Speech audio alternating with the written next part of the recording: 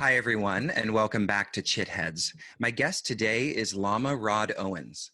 Lama Rod is a Buddhist minister, author, activist, yoga instructor, and authorized Lama, or Buddhist teacher in the Kagyu school of Tibetan Buddhism, and is considered one of the leaders of his generation of Buddhist teachers. He holds a Master of Divinity degree in Buddhist Studies from Harvard Divinity School, and is a co-author of Radical Dharma, Talking Race, Love, and Liberation. Owens is the co-founder of Bhumis Parsha, a Buddhist tantric practice and study community, has been published in Buddha Dharma, Lion's Roar, Tricycle, and the Harvard Divinity Bulletin, and offers talks, retreats, and workshops in more than 7 countries. So hi, Lama Rod. Thank you so much for joining me today. Yeah, awesome. Thanks for having me. Absolutely. So I've been really enjoying reading your recently published book, which is Love and Rage, The Path of Liberation Through Anger. And we're going to talk a lot about some of the ideas and the teachings that you explore in that really beautiful, really honest and authentic book. But before we get into all of that, I'd love to hear a little bit about the story that led up to the writing of this book on anger. Yeah, absolutely. I think that like I think my whole life led up to the book. I tend to, now this is like my second book, but this is my first solo book. Right. I realized that storytelling is really powerful in writing. And I think that we have to use our lives in order to tell stories, you know, to particularly in my work, to tell how spiritual practice has changed my life, you know, basically. And I think I really learned that from a lot of like confessional writing that I grew up reading, you know, particularly confessional poetry, which is always really personal. And then later on, when I began to read Bell Hooks, you know, the way that she just brings her life into the work, and I just felt really moved by that. But you know, looking specifically at Love and Rage, for me, it's, you know, I come from so many different places at once, right? I grew up in the South, so I'm really influenced by Southern culture. I grew up in a small Black community, so I'm influenced by Blackness and being Black and being a Southern Black person. I grew up in the Black church, which, you know, was not so much about religion for me, but it was about community. You know, it was about belonging to a community with an ethical framework. And, you know, activism, community service really became a deep expression for me, you know, particularly as I got into my like middle teen years, where I just felt really disappointed by the world. You know, I just felt disappointed. I felt overwhelmed. I felt as if I was born into circumstances that were not of my choosing. I felt really powerless. I had no agency. And so service and activism really became these expressions for me, vehicles really, for me to start creating the change that I wanted to see in the world, you know. But a lot of that work came out of anger.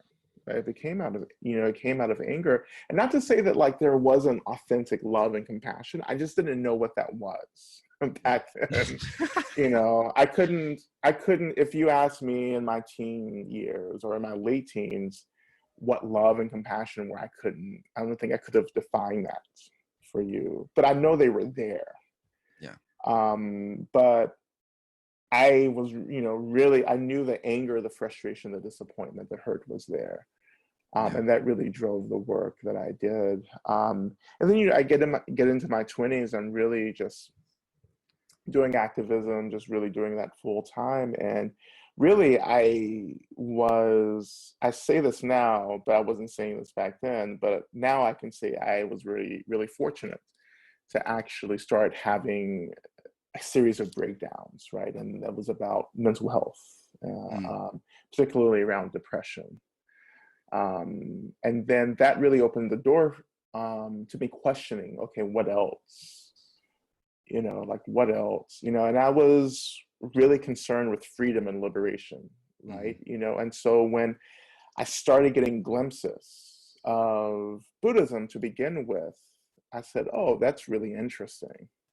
Mm. You know, that's a different kind of freedom.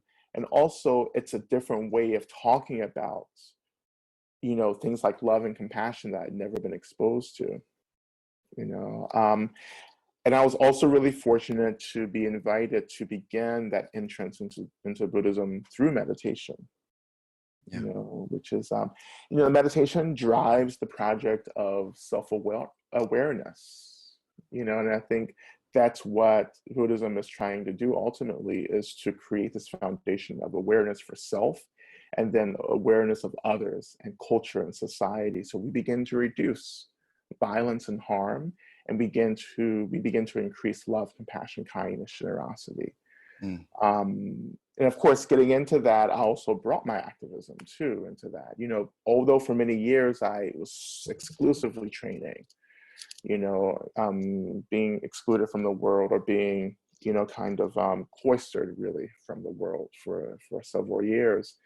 And then finishing that training, coming back out and really wanting to bridge both my beliefs around social freedom with my new entrance into exploring and experiencing ultimate liberation. You know, Yeah. so Love and Rage is really about bringing together like everything that I just mentioned, you Mm-hmm. know, into an expression. I think that it's really important for us as we move into this kind of new world, this new age. We have to actually bring our whole selves Yeah. to the work. Yeah, I think one of the things that's really powerful about your book, like you were mentioning before, is the role of kind of your own personal narrative in it all, and the way in which you process, you know, the dimensions of several different, obviously, forms and orbits of Mm-hmm. understanding in your own embodiment. Mm-hmm. And it's done in a really, you know, in a way that doesn't kind of absolutize anything. You know, you're always you know, your own personal experience is kind of the laboratory of how you hash out and how you integrate these ideas. And it leads to a kind of, I don't know, it's a really inspiring lens onto the Dharma, and a way of really how we can all begin to integrate the Dharma in our own kind of, in a way that is expressive of our own unique, Yeah, the locus of our embodiment, right? absolutely. And I think one of the things I notice sometimes is that often in contemplative teachings, Mm-hmm. there's a kind of evasion Mm-hmm. of identity, right? Because identity often is critiqued as something we have to transcend, right? Yeah, We need to like right. let go of the ego, and therefore to affirm, you know, qualities of our personality is Mm-hmm. somehow a detriment to spiritual Yeah, practice. yeah, And so you're really representing a you know, a different approach to the whole thing, and I'm wondering how you got there, yeah, and yeah. how you look at that. Well, you know, I think what you're really kind of touching into is the importance of the earth. Mm, You know, so when I talk about the relative and the ultimate, I'm often thinking about the conversation between earth and heaven. And mm. I think that when we come into spiritual practice, we want to go to heaven, you know, because the earth is like really boring. It's a lot of struggle. It's a pain in the ass. Who wants to deal with the earth, right? Yeah, Or the relative, right? Let's just go straight to heaven. That's the bypassing that you're pointing to. It's like, let's just skip over identity and, you know, these issues that seem really mucky and, you know, and really dirty and cumbersome. Let's get over that and just go to heaven. But you have to earn heaven, mm, you know. And then that's what I grew, you know, we talk about that relationship of like how I came into trying to understand these issues. Well, it began, you know, early on growing up in church and being taught that like you have to earn your right to go to heaven, you know. And I bring that philosophy and that perspective into the work. You know, it's like, okay, I just can't say that I'm going to heaven, you yeah. know, Not or just I, without a simple belief. yes, Yeah, yeah, I just can't believe my way to heaven, or nor can I just call myself a good person and think that's going to do it. yeah, You know, there's work that's required, and that work is about actually being in the world, being on the earth, and then as we walk through these issues related to the relative, related to earth, related to identity, related to living in community, then we begin to see snippets and visions of the ultimate. And the ultimate isn't about going up, it's actually about going forward into Yeah. relationships, into situations, but moving into these things with an openness, with a generosity, with a loving. And that spaciousness that opens, then you begin to touch heaven, and you haven't gone anywhere.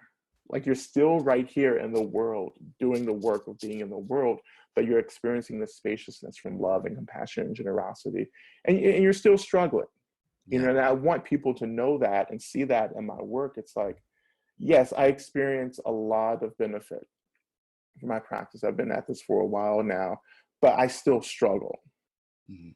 And I think that spiritual teachers, and I'll just really limit this to Buddhist teachers, meditation teachers, really, they pull a con on folks, because we can show up and teach in a way that suggests that we have everything figured out, Yeah. and that puts a kind of stress on folks who are like, oh my God, like you have all this figured out. Like, how do I get there? And I've never had that privilege, because I've been Black and queer and fat and all this stuff. And so I've walked into a space and there's already been aggression and violence towards me, and I've had to respond to that. I've had to really fight my way to have a space, in this field, this whatever we want to call it, in the arena of spiritual self-care, mindfulness, whatever we call it. But I've had to fight to be myself, and that's made all the difference. Yeah. My platform is literally me being myself. Yeah. Well, and you also, I feel like there are other spiritual teachers kind of offering, I don't know if it would be right to call it a new wave of spiritual teachers, but certainly as spiritual teachers that are open and authentic about their own personal struggle, and that becomes, a spiritual inspiration for people, rather than the model that you're describing before, where it's like, I am up here, you are down there. Exactly. Maybe if you do enough work, you can be, up here with me, but you will, and then there's this relationship of subservience that is, and of course that's leading to all of these scandals and everything that's been happening over the last several years. What do you feel, do you feel like we're evolving, as a spiritual community? Of course, there are many aspects and many different communities within that community, but do you think generally we are moving away from this tendency to hierarchalize, is that the word? The relationship between, teacher and mentee? Yeah. I think there's a part of a kind of a need that we may consciously or unconsciously have, that we want to give our agency away because we think it's easy. We want someone to make decisions for us. And I think that comes out of the ways in which many of us in this country come out of, Judeo-Christian, Abrahamic religious communities where there's a God and the God's making all the decisions. Like I was just reading the news this morning and this article where, in the South, all these churches are opening up, but they're having to close again because of outbreaks. And this one minister was like, if God wants me to get COVID, I get it. If he doesn't want me to get it, I won't get it, And I just read that, and I just thought, like, where's your agency at? Like, at what point do you actually say, oh, like, I actually have a choice in how to protect myself and how to protect my congregation or my spiritual community? So what I'm trying to do is like create the space where we're actually trying to practice agency right now. And I think, even like further in your question, I think that like we're moving into a place where we're realizing that like we actually have to do something. Like we just can't sit at the feet of a teacher or a guru and that guru is going to bless us and help us and guide us out like God. No, like we actually have to make decisions.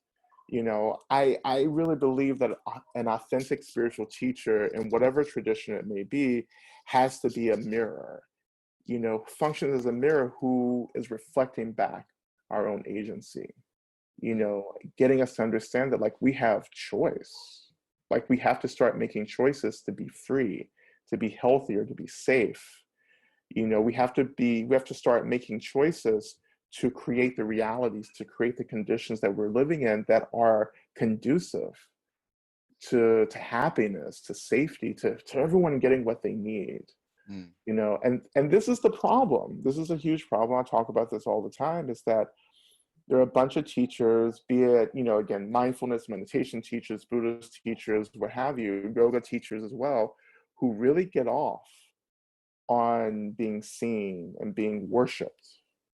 Yeah. They get off on people, Like a offering fetish. their agency. Yes, a fetish, and a lot of teachers come into this realm with a lot of unmet needs. And Mm. then they begin to use their students, their spiritual communities to have unmet needs met, which are actually not ethical, Yeah. to have those needs met, And so there's a thin line, and that thin line gets really eroded when you start talking about power. Mm.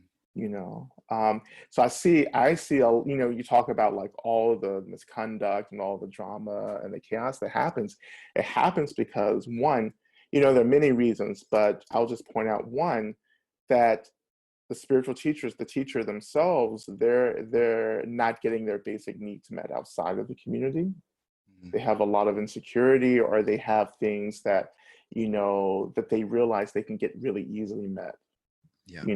from their communities. And secondly, it is the maturity of practitioners. There has to be more education about how to relate to a teacher, even education around going to a yoga class and following your favorite yoga teacher, even though you just go to class, a couple of times a week. But there's still education that has to happen. There's a transference of power that's still happening, and I think that has to be spelled out for Yeah. us now. Yeah. So you're talking about, how we have choice and how, there's work to be done. And, two kind of, at least two directions or two layers of that is our contemplative practice, and then, our spiritual practice, and then our essentially anti-oppression work that addresses the earth, as you say, our experience here, the constellations of injustice that are perpetuating systems of oppression in various ways. So a lot of people are either on one side or the other. On one side, people are think like, I have to just attend to this world as it is, and like I don't have time to navel gaze. And then there's others who think like this is the real work, and the anti-oppression work will happen as a result of everyone practicing spirituality. You know what I mean? They think that like, oh, that stuff will kind of, it's like trickle down spiritual practice, So what is your, approach to the relationship between these two things as what we have to do? Well, my that relationship is really expressed in the basic ethic that I have, is that, justice is a spiritual practice. Yeah. And I think that the problem that we're having is that we're separating the two and thinking that we have to do work to bring them together. I don't do that. I just start from the basic premise. It's like, okay, the things that I do to disrupt violence in the world is actually an expression of my spiritual practice. And vice versa, my spiritual practice is also an expression of disrupting violence in the world. Again, these narratives come out of dominant communities. They come out of white, hetero, cisgender, moneyed, affluent communities who actually are not really close to social struggle. Yeah. As these traditions made their way into the West, particularly here into America, like you can read book after book and watch all these documentaries like Wild Wild Country, which like people ask me about all the time, or really? yeah, or Bikram, or the Bikram documentary. Like they're the same thing. It's like basically these gurus come, they get swept up by white affluent folks, and then their dharma becomes a dharma that makes them comfortable in the world, to such an extent that they create cities and orient themselves and try to take over states. but that's whiteness. Like whiteness is about conquering, taking over, assimilating, colonizing. Um, and and so I think that you know, yeah, it's what we're experiencing now, and I hope that I'm a part of this, is a refocusing Mm. of the teaching. Instead of like always wanting to feel comfortable, like I want to decenter comfort Yeah. and begin to recenter discomfort, because discomfort is where realization and freedom arises from, not the Yes. comforts. Yeah. Like we don't get free, like Stonewall didn't happen because people were comfortable. Yeah. you know, like people were really like, hard pressed, and that's where that momentum comes from, and we need to remember that in our spiritual practice. I am so grateful for discomfort. Yeah. Before, yes, growing up, it was a pain, right? It was like, yeah, why am I doing this? But now I can transform that discomfort into realization, to Mm. openness, into compassion. It's helped me to connect to the world in a way where I begin to see the world not as full of like, I don't know, of evil people, or assholes or whatever, right? I see the world as being full of people who are hurting, just like me, and people who are trying to do the best that they can with what they have, and knowing that, then my work becomes offering as many resources for people to start making the best choices for themselves to reduce violence. Yeah. I love what you're saying about discomfort. It's something that Yeah. I think is really, we're seeing kind of this, well, and it's like you're saying, there's a refocusing. I think that we're living in a very uncomfortable time, and in many ways. But it's interesting to see how people run away from discomfort, Yeah. or seek out places where they don't have to, they don't have to be uncomfortable by, not having to kind of go in the sort of the difficult work of acknowledging their own complicity in various systems, Mm-hmm. and whatnot. But when does I'm curious about your thoughts on when discomfort Mm-hmm. becomes violence, right? Mm-hmm. Or when, like, for example, we're in the context of, like, let's say we want to have a difficult conversation with a Yeah. Trump supporter, Mm-hmm. and it's incredibly uncomfortable to Yeah. like navigate that space with points of view like Yeah. that. Yeah. How do we hold space for the Yeah. discomfort without also violating our own integrity, in the face of potential violence? Yeah, yeah. Well, I think there are two things in the question. I think two really important things that I think folks really could benefit from. So, like the two questions I heard was like, how do you have a relationship with discomfort and not suffer? you Yeah. know? And then the second is like, and then how do you bring that to difficult Right. conversations with people that you're just like, people you wish would just go to hell, you know? Which, like, quite honestly, like this is like I have to do a lot of work and kind of like holding space for that sentiment, where I could just easily say, you know what, they're like fucking, you know, Yeah. you Well, you know. express that at the beginning of your book, Oh, but stuff you absolutely. don't, you're like, after the 2016 election, I was like, fuck off, everyone, Yeah. leave me alone. Like, I don't have space for you right now. Yeah.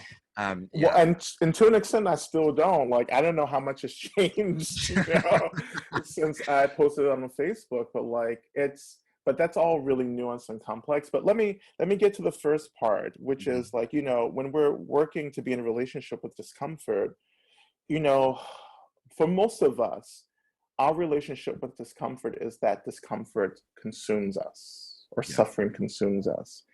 And what I do in my practice is that I consume the discomfort, the suffering. So I reverse that. Again, it's about agency, and I go back to the teachings of the mind within Buddhism, which says that the mind is spacious and that everything that arises in the mind is an experience, not like the solid, tangible, self-existing thing. And so I've trained in that for many years now. And so I can enter into discomfort and hold space for it. And that's what I mean by consuming. I hold the space for it by not reacting. I just watch it. I notice it.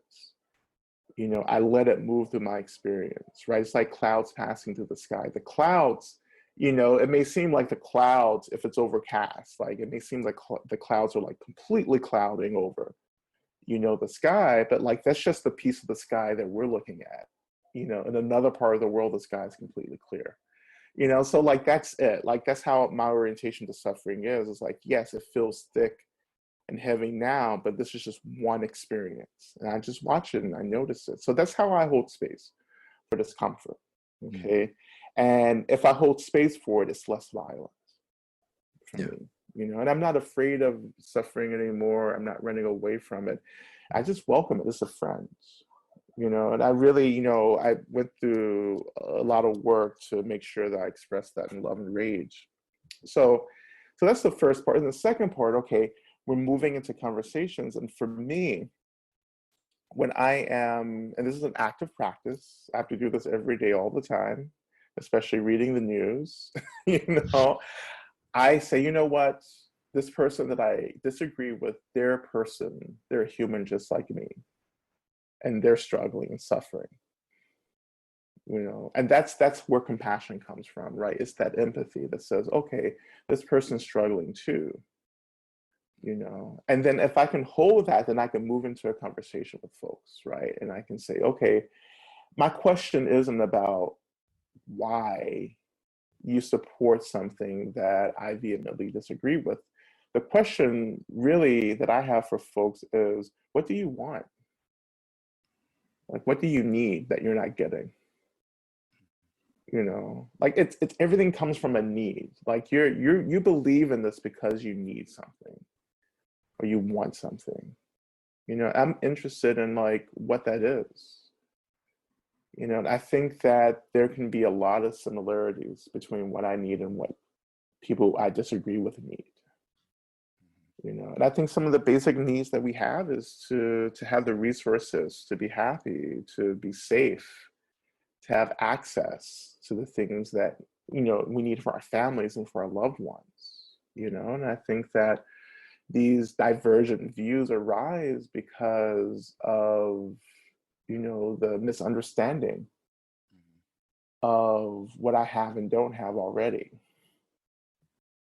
You know, it's also a disconnection from the collective. It's like often it's folks who are not thinking about the world, they're thinking about themselves and about me and what I need, or what I need and what my family needs, or what my loved ones need. You know, and again, my orientation is about the collective. It's like, okay, here's what I need, and here's what other people need. And so when I'm doing that work, then it's like I'm holding both my needs and the needs of others together. So I keep an eye on both.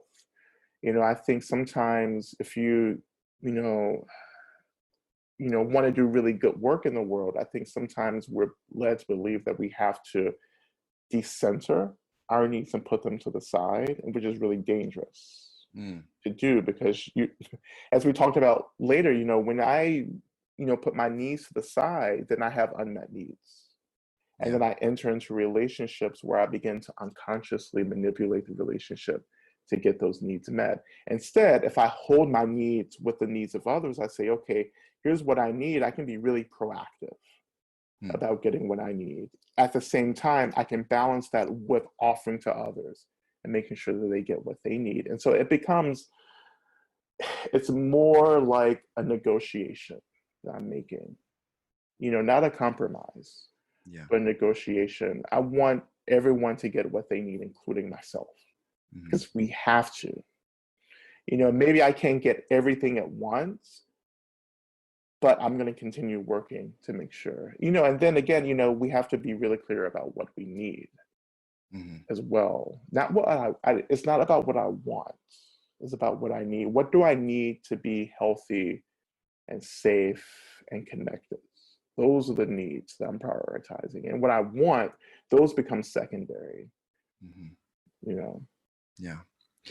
Okay, so I want to circle back a little bit to anger again, you know, because we're talking about discomfort, and one of the things that, you know, you talk about in your book is how, you know, anger, especially early on in your life, it was something that you you were uncomfortable with because you weren't allowed to have it as a Black man. You weren't allowed to Yeah. be the angry Black man. Yeah. So can you talk a little bit about, because now you're talking about in the book, you're talking about taking care of your anger. So I'm curious, what that looks like, Yeah. and how, what not taking your anger, I guess, not taking care of your anger looks like, Yeah. and what the Yeah. ramifications of that will be. Yeah. Yeah. I'm still not allowed to be an angry Black man. Too, there are Yeah. still consequences, Yeah. And so tending to my anger, right? Taking care of it means that I first recognize it, I acknowledge it. That goes for any emotion, really, but anger in particular, because for me, it was really hard to reconnect to anger as I got older, particularly as I got into meditation, because growing up, I learned how to rechannel anger into passive aggressiveness, which I felt like that would keep me safe. To an extent it did. It absolutely did. It functioned in that way. So it turned me,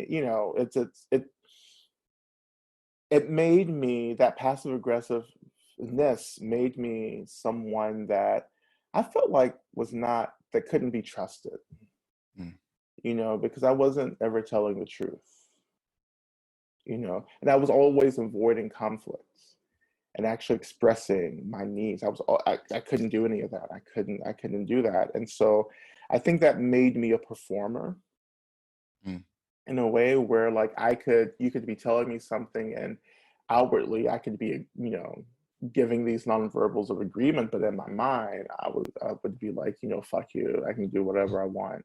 That's Mm-hmm. just really misleading, and so when I started practicing meditation, I really started having to connect to the energy of anger and creating a container for that to be expressed. And part of that container meant that I had to learn how to experience anger. Most of us don't actually ever experience our emotions. Yeah. So when we start experiencing emotions, it's actually quite liberating, because you begin to see how emotions are composite experience. They're just like a whole bunch of things happening, Yeah. and once we experience, we can allow these emotions to have spaciousness, and that gives us the space to make different choices and how to be in the world, right? And so that's all tending to, when I do it with anger, that's tending to the anger. And so my anger isn't like this outward expression, that can be violent or physical. It's really about noticing how anger is showing up in a particular situation, and then asking myself, okay, what do I need right now? And often what I need is to articulate what I'm experiencing.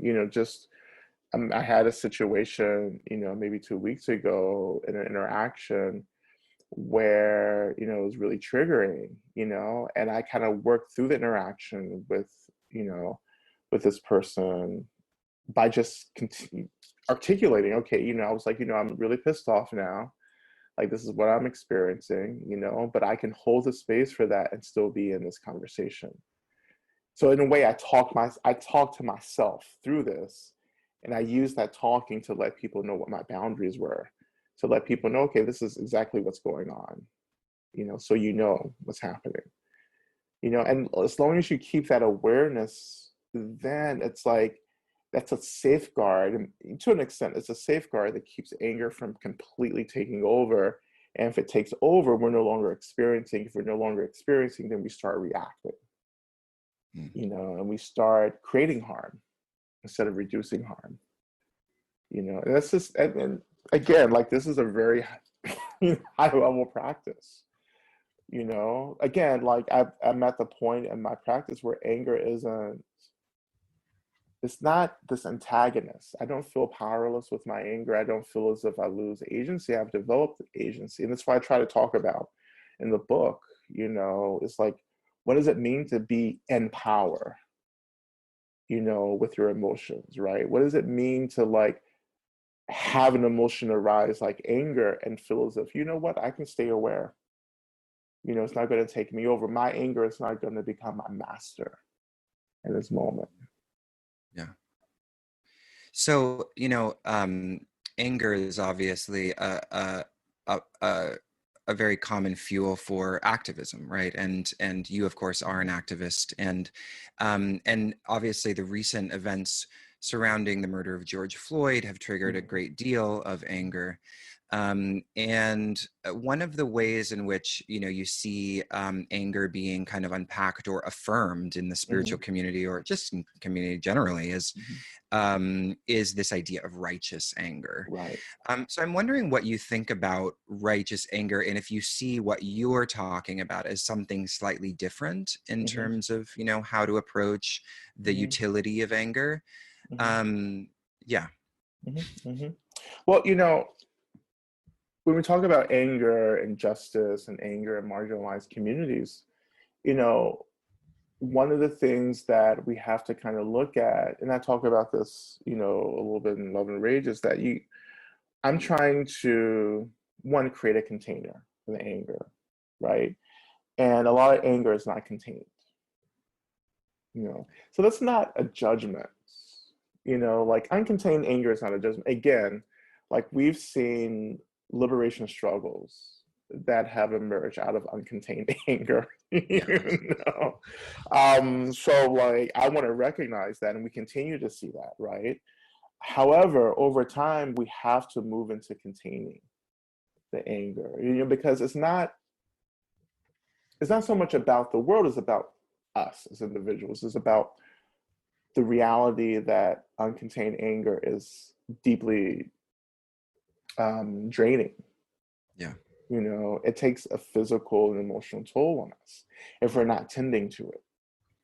You know, and I think that uncontained anger, you know, particularly in response to injustice, which we would call righteous anger, I think it's important because it wakes people up.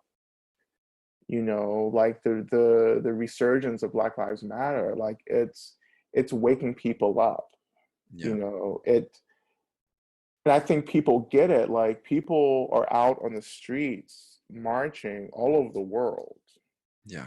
You know, and that's a whole nother issue, the ways in which the world, other countries support us and we don't even know what's happening in their countries. Yeah. You Right. know? Totally. Like we couldn't, you know, but, you know, we, so this anger, you know, it wakes people up, you know, it gets people's attention, you know, and then over time that begins to shift, it creates change. Yeah. You know, like, well, but what I was saying earlier just a minute ago was that, you know, to be in the middle of a pandemic and still people are out in the streets working and organizing, marching and protesting like that, I think that's waking people up. Like people say, this must be important. Like this must be like really like a crisis for us to kind of break all of these like, you know, social distancing things and just hit the streets in a way that was much stronger than anything we've ever seen. You know, yeah. And there's no apparent spike from the demonstrations as well, which I think is kind of inspiring. Well, yeah, but there's a spike from like these rallies that Trump is doing. Right. You know, and that's documented. So okay, so look at that. You know, but yeah, you know, so there we have a responsibility in terms of our anger, you know, and we can't always experience or express this uncontained anger. We have to over time learn how to contain it. It doesn't mean it becomes less potent. Like my anger is like still intense. Don't get me wrong, you know, but the container is much larger. Yeah. To hold it. I want to read a quote actually about this because I think that what you're talking about in terms of containment is really expressed beautifully in something that you say in the book. I believe anger is like a controlled fire.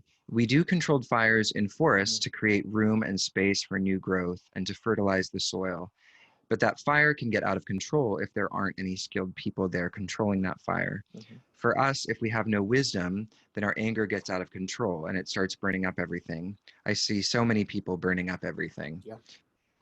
Yeah. Is that sort of expressive of what you're talking about in terms of, you know, a controlled kind of, you know, locus of anger as being necessary to create change and help to inspire change. Yeah, absolutely. And it's not just burning up other people, it's burning up ourselves, like as the center of this, as the initiator of this. This is, there's a saying in Buddhism where being angry at someone is like holding a piece of hot coal, Mm. Waiting to throw it at someone, and the Love coal that. is like burning you. But if you throw that coal at someone, it's just going to bounce off of them and they're not going to get Yeah. hurt, really. And so I always hold that, as kind of an image in my mind. It's like, no, this is actually hurting me. Yeah. And that's part of like, the kind of care that we have to start offering to ourselves. I need what has been so beneficial for me is understanding the ways in which I harm myself. Mm-hmm. And learning to care for myself through the expression of self-love. I'm going to be doing a little more work on that in my next book, around self-love and so forth, but What's your next book about?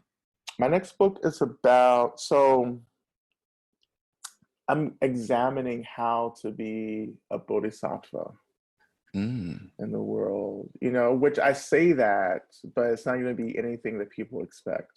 Right. It's going to be like a book called Love and Rage. Like no one knew that this book was going to like Are you be about this. problematizing the concept of the bodhisattva as it's understood in other, in more traditional ways? Yes, in a way, that's part of it. And secondly, my other project in the book is to reinterpret Mm. the bodhisattva, to be a community, more of a collective-centered, justice-centered kind of project, and really, and that problematizing really is about challenging some of these notions of peace and violence, and identity, that I think we get kind of hung up on, that actually disrupts some of the ways that we can reduce violence. So bringing all of that together into practices, again, it's about practice for Yeah. me. Like I don't think I'll ever write a book necessarily that will not include practice. Yeah.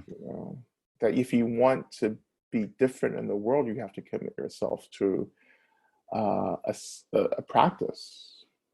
Yeah. Well, and you have so many wonderful practices almost at the end of, I believe at the end of every chapter, actually. Mm-hmm. So those of you who are listening, definitely grab your copy and explore those practices because they are really, they essentially ground and help one to integrate the teachings and what you explore in each chapter. So now, to kind of close our conversation, I'd love to navigate into queer waters. Yeah. uh, so this is actually something that, I'm really interested in because we're going to be publishing a journal exploring queer Dharma towards the end of the year. And, but I'm interested in hearing a little bit about how queerness, Blackness, and the Dharma kind of intersect for you, because, obviously independent, but also intersecting dimensions of your experience or your queerness and your Blackness. And so I'm wondering how these dimensions have informed your experience and your interpretation of the Dharma. Yeah. And then conversely, how the Dharma has kind of informed your experience of these, expressions of your embodiment. Yeah. Yeah, there's definitely a conversation between Blackness and queerness and Dharma. And I think for other folks, it's not so clear, or there's a lot of ambiguity around that. And my practice is nothing but clarity, right? And so when I think about Blackness, queerness, and Dharma, I think about freedom. I think about fluidity. I think about the most authentic expression of who I am. For me, and then early on for me, queerness was about fluidity. It was about movement. It was about authentic self-expression. It was about loving in ways that seemed revolutionary, that seemed radical, and that was edgy and exciting, and it still is. Blackness for me was about freedom. It was about identity. It was about community. It was about connection. It was about being on the side of anyone or any group who was marginalized and oppressed, right? And then Dharma came in and kind of like embraced all of that. For me, Dharma was about liberation. And I believe we can't get free until we become ourselves, until we become human, and that I really reject, I don't even go there anymore, particularly in terms of like these kinds of moral or ethical kind of, I don't want to say judgments, but this kind of ethical moral framework that, practitioners try to exact around queerness, that like, queerness is morally, whatever, ethically, wrong in certain. Can you say more about that? I'm not sure. Like, can you say more about how that shows up, this Yeah. moralizing of queerness? Yeah, the moralizing and queerness within Dharma, particularly coming out of really the monastic framework, what we would call the Vinaya, which is one of the major works that the Buddha taught, but like that kind of framework around particularly binary, binaryism, like male-female dynamics, and I think sometimes, particularly some Dharma communities, actually maintain this kind of binary, which I reject, and I came through an orthodox system of practice where it was all about the binary, like men and women were separate. Other You sides got of the room.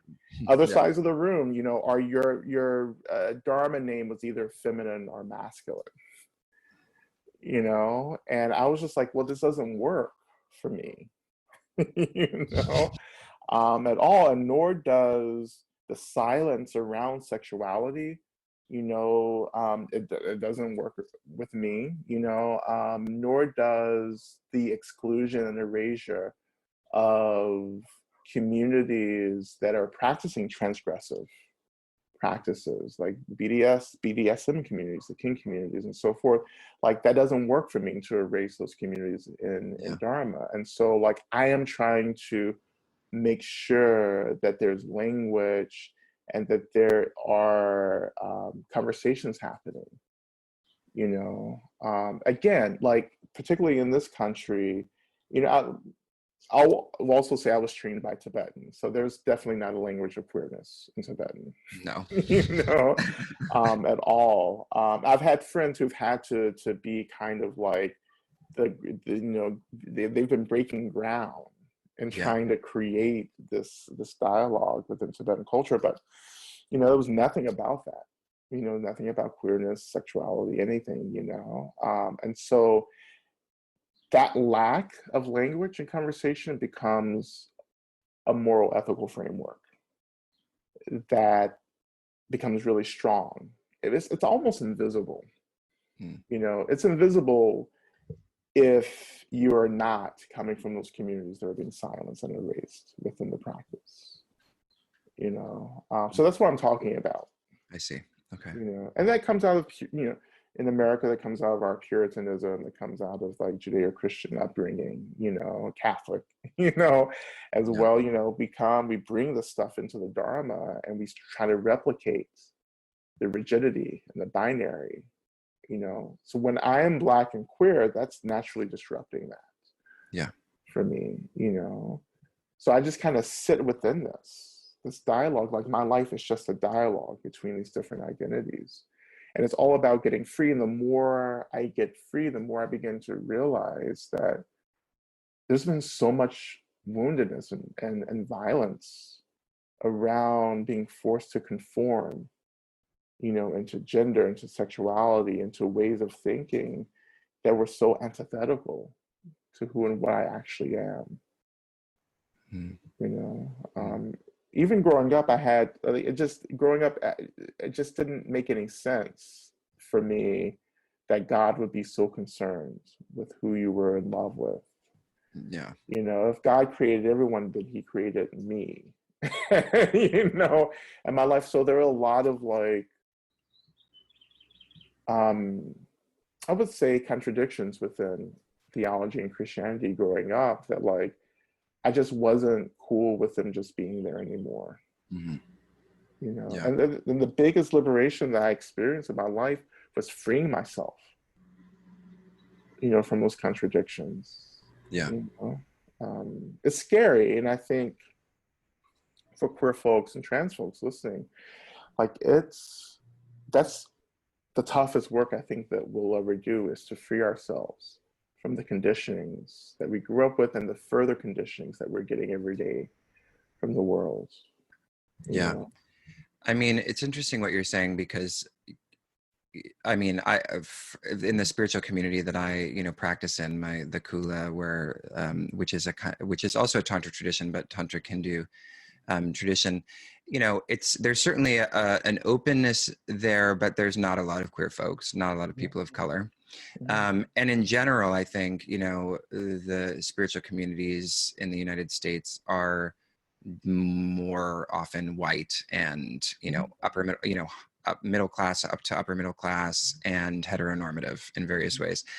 And so, you coming out of like the Black church, and Mm-hmm. then moving into this like mostly white kind of spiritual, Buddhist community, how did you begin to I guess, what is the ledge of freedom within the Dharma that allows you to see it as open to this conversation about your own intersectionality, rather than seeing it, as just kind of another institutionalized expression of whiteness?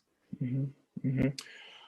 Well, for me, I had to claim that for myself Hmm. and to say that my Dharma is separate from the institution of whiteness. You know, I was fortunate because my Dharma practice was so personal. Like, it wasn't about, okay, where am I practicing? What's the institution saying? It's actually, my practice early on, and it continues to be so, is about, okay, how am I feeling in this moment? You know, if the practice says that I'm supposed to feel happy, that, or rather the goal is to feel happy, to feel free, to feel open, to feel vulnerable, to feel generous, you know, anything that I'm doing to cultivate that is dharmic. Hmm. So anything that is creating rigidity, shutting down, judgments, whatever, hates, that's not dharmic. And so I just use that. I just use these experiences to guide me into what is dharmic and liberatory. And I say, you know, if you're teaching me something and I begin to shut down in a way that, like, it's not a part of the practice, you know, because yeah, sometimes we react to teachings and our first initial thing is to shut down. If I can't work through that, then I say, okay, that Dharma isn't for me. You know, it's, you know, I think overall, as I sit and think about it, is really,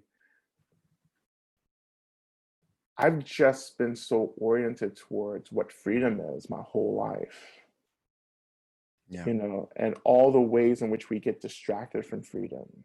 And so when Dharma and Buddhism started talking about freedom, I was like, yeah, that's it. It's complete freedom, like complete spaciousness, complete love, complete compassion, you know, this complete compassion and love for myself, this complete compassion and love for others around me, to live within that space. You know, that's the Dharma, and it doesn't matter. I say this all the time too. I don't care what you believe in. You know, I don't want the world to be Buddhist, you know, or anything. Like, I want people to be happy and to reduce violence. And however you do that, great, that's Dharma. Yeah. You Yeah. know, like, that's dharmic to me, no matter what you're calling yourself, right? You know, it's like, for me, and Dharma doesn't necessarily mean Buddhism, it just means truth, it means law, Yeah. you know, and that's what I mean by Dharma. You know, often my Dharma is, I'm not even thinking about Buddhism when I say Dharma. I just think about, that's the teaching that helps us to get free and to reduce violence and to be happy. And I have found those teachings everywhere, you know, from my Hindu Vedic tradition, you know, from Tantric Buddhism, from Christianity, Mhm. you know, from all kinds of places, from indigenous ancestral practices, you know, Native American practices. Once you get tuned into Dharma, you find that Dharma is happening everywhere. Yeah. And that's exciting.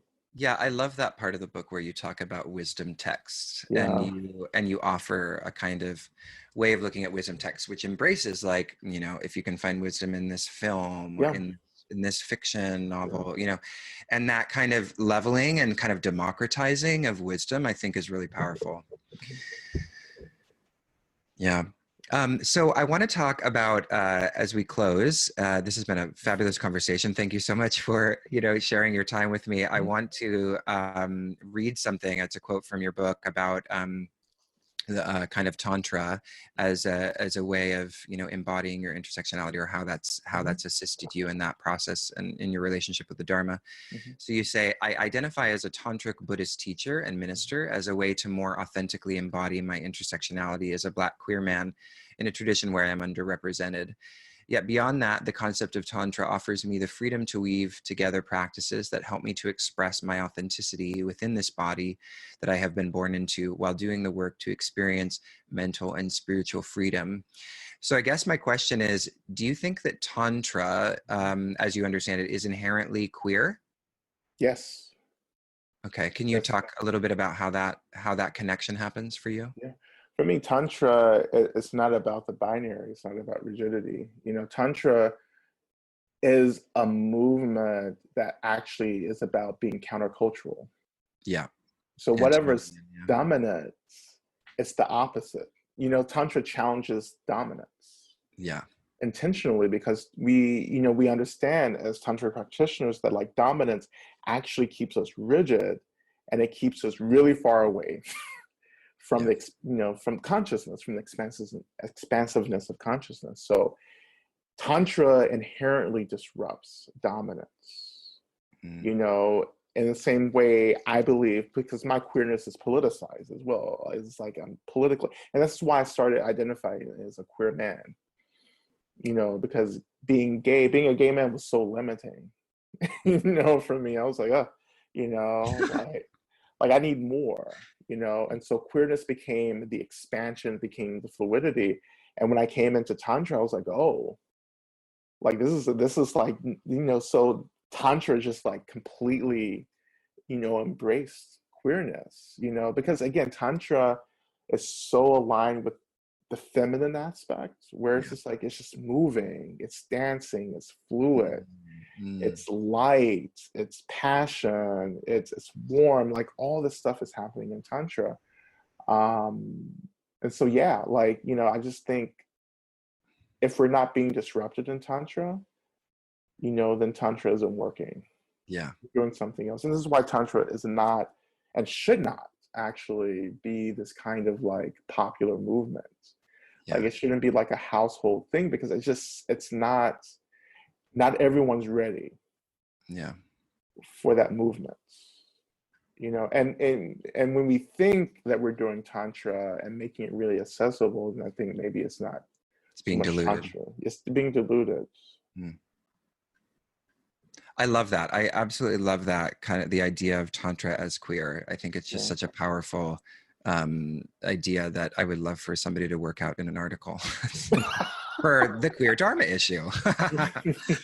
Amazing. Well, Lamarad, this has been such a pleasure. Is there anything that you'd like to close with in terms of anything we've talked about, the role of anger, Mhm, queerness, mhm. the Dharma? Anything you want to share with our listeners? Yeah.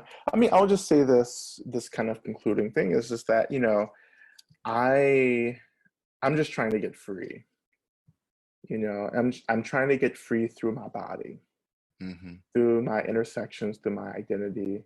I want to embrace the earth, and in embracing the earth, I want to experience heaven, Hmm. and I have to be willing to struggle to do that. And it's not, none of this is easy. And I just want to just reiterate that it's not supposed to be easy. It's not supposed to be glamorous. I've lost a lot, but on the other hand, I've gained a lot. And you have to be willing to lose something, Yeah. to really get free, and maybe lose your comfort. Maybe it's the price of the ticket, we would Mm-hmm. say. Get So uncomfortable. yeah. So, Lamarad, do you have anything coming up that you'd like to share with the listeners? Any kind of workshops Yeah. or Yeah. Yeah, Yeah. absolutely. I would say first and foremost, just stay connected to my website, lamarod.com. And everything is posted there. I'll be offering a kind of 6-week course on love and rage, where I'll just be, giving some commentary, walking people through practices. So a lot of people have been asking for that kind of foundation. The audiobook will come out later this fall as well, Excellent. too. So those are the big things that are coming up. Yeah. Excellent. And then watch out for your next book. Do you have a title for that one yet? I'm working on a title, but next book will be out next year. Okay. Definitely, hopefully. You never know how that process is going to go. Never know. Well, we'll look out for it. And, it's been such a pleasure. Thank you for writing this book. And once again, everyone who's listening, I've been speaking with Lama Rod Owens, and he is the co-author of Radical Dharma with Reverend Angel Kyoto Williams, as who many of you are familiar with. And then the book he just published is Love and Rage, The Path of Liberation Through Anger. Lama Rod, thank you so much for joining me. Thank you. I appreciate it.